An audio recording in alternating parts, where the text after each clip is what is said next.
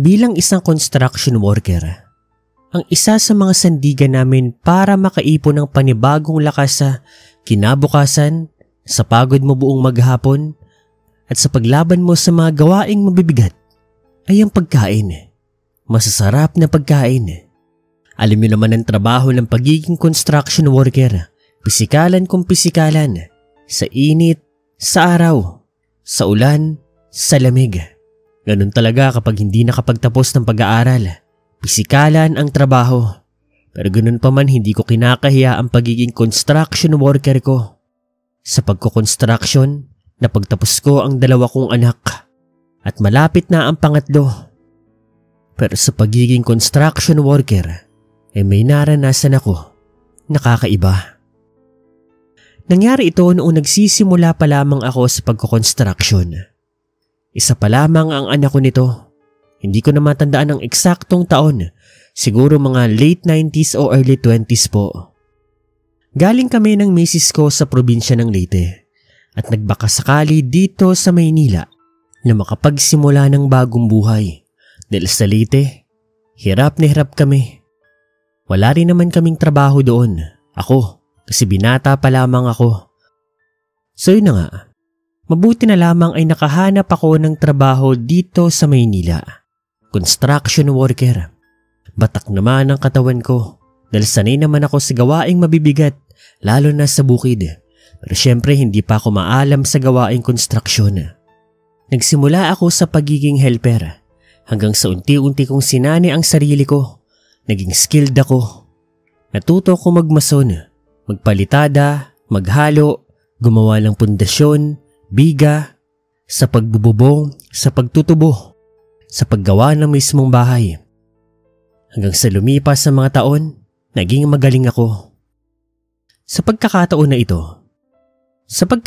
yon ay nagkaroon kami ng bagong project. Sa may bandang Pasay po ito. Isang malaking building. Hindi ko na matandaan kung ilang story yon. Basta mataas, lagpas 10. Maganda-ganda ang tatrabahuhin namin. Matagal-tagal yon at malaki ang kitaan, kaya nakakatuwa. Mula Caloocan hanggang Pasay ay binibisikleta ko lang. Mahirap kasi kapag namasahe ka, sayang din. Malaki rin kapag kinumpute mo. Kaya mas pinipili ko na magbisikleta na lang. Nakakapagod, pero nung nasanay na ako, walang-wala na sa akin yun. Parang therapy ko na rin ang pagbibisikleta. Pero ang hindi ko tinitipid ay ang pagkain ng mga masusustansya. Nagbabaon lang ako ng kanin noon, pero yung ulam ko, gusto ko, lagi bago. Mainit pa at iba-iba kada araw. Kaya naman doon sa construction site namin, halos lahat ata ng karinderya doon nakainan ko na. Alam ko na kung sino ang masarap magluto ng adobo, sinigang, dinuguan, mechado, minudo, o kung ano pa man putahe. Bawat karinderyang kinakainan ko noon, alam ko kung anong specialty. Hanggang sa isang araw noon, may nagtayong bagong karinderya doon sa lugar namin sa may construction. Hindi ito masyadong litaw. Nasa malayo ito. At papasok pa ito ng iskinita.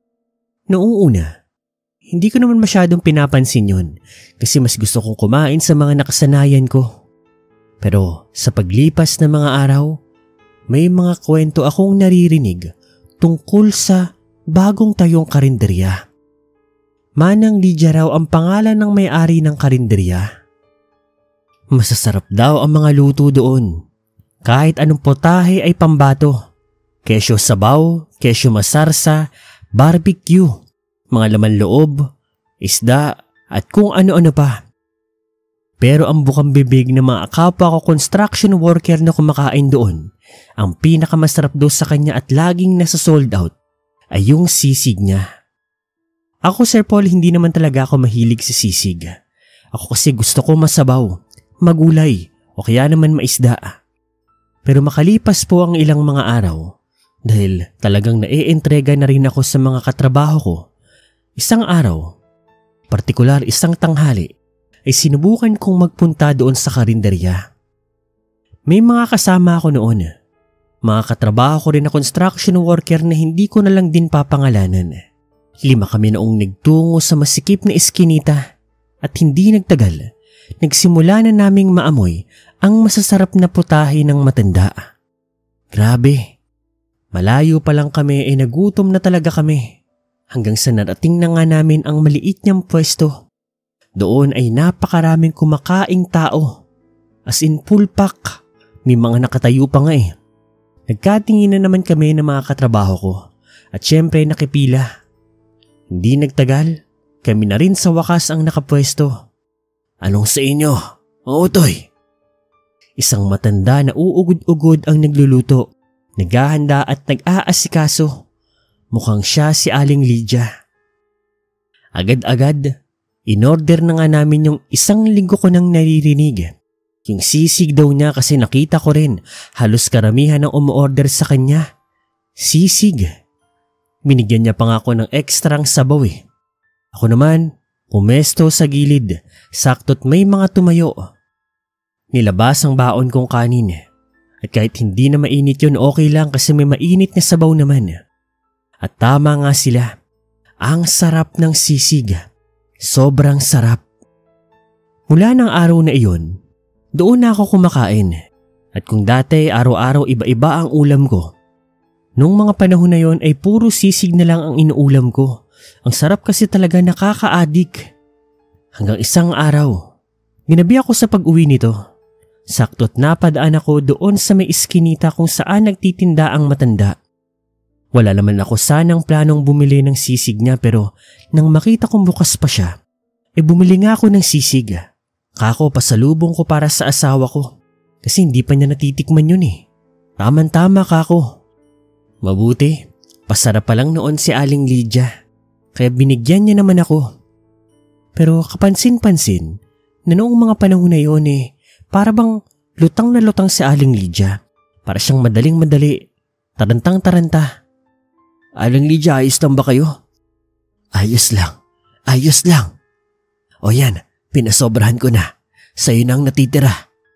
Yung binayad ko ay pang 1 order lang pero yung dami, sobrang dami. Parang pang 5 o pang 6 na order. Naku, salamat po. May pang-ulam pa ako kinabukasan. Ganun ba? Sige. Mauna na ako. Sa pag-uwi ko sa amin, natuwa naman ang asawa ko. Kasi buntis na siya sa pangalawa naming anak noon at naglilihi nga raw siya ng sisig. Pero nagpahanap siya sa akin ng kalamansi. At doon ko nga lang din na-realize, oo nga no. Sa tagal kong kumakain ng sisig, parang hindi ko pa napatakan ng kalamansi yung sisig ni Aling Lydia. Buti na lang, may stock kami ng kalamansi noon. Agad akong humiwa at nagpatak ng kalamansi doon sa may sisig na bagong init pa lang. At laking gulat ko na lang nang biglang nagbago ang sisig. Naging mabaho, naging kadiri ang itsura. May daliri pa nga ng tao. Kasuka-suka. Tumili ang asawa ko. Natakot at doon namin napagtanto na yung sisig baka luto ng aswang. Aswang si Aling Lydia. Kinabukasan noon, wala akong pasok kasi Sabado noon. Sabado tsaka Linggo kasi wala kaming pasok. Pero nagpunta ako sa may Pasay. At alam nyo ba? Sa pagpunta ko sa iskinita ni Aling Lydia, napakaraming pulis, napakaraming tao. At doon ko nalaman na pinaghahanap pala ng karamihan si Aling Lydia dahil marami raw report dito patungkol sa sisig. Food poisoning at ang masama, karne daw ng tao, yung lahok. Doon nga sa loob ng karinderya doon sa may bahay, maraming nakitang parte ng katawan ng tao. Sobrang dami. Paa ng tao, katawan, laman loob at kung ano-ano pa. Subalit, hindi na po nakita pa si Aling Lydia. Marami nagtatanong kung sino raw bang nakakita, kung sino raw bang nakakaalam, pero nadawag ako noon. Hindi ko na sinabi ang nasaksihan ko. Baka kasi mamaya madamay pa ako Napag-alaman namin na yung huling luto ni Aling Lydia, may lahok daw na tao. Kung anong dahilan, walang nakakaalam. Yung mga naunang luto naman daw ay normal, baboy. Nung araw pa naman na yun, Hindi ako nakapag-lunch doon kay Aling Lydia kasi nagpa-blowout yung amo namin. Sadyang nung gabi lang, nung uwian na namin ako bumili. Buti na lang talaga hindi ako nakakain kasing iba, sinakitan daw ng tiyan na dala sa ospital. Kaya nga nareklamo na. Buti na lang din, napatakan ko ng kalamansi ang sisig ni Aling Lydia. Dahil kung hindi, malamang sa malamang, either nadala na kami sa ospital o baka nayanggaw na kami.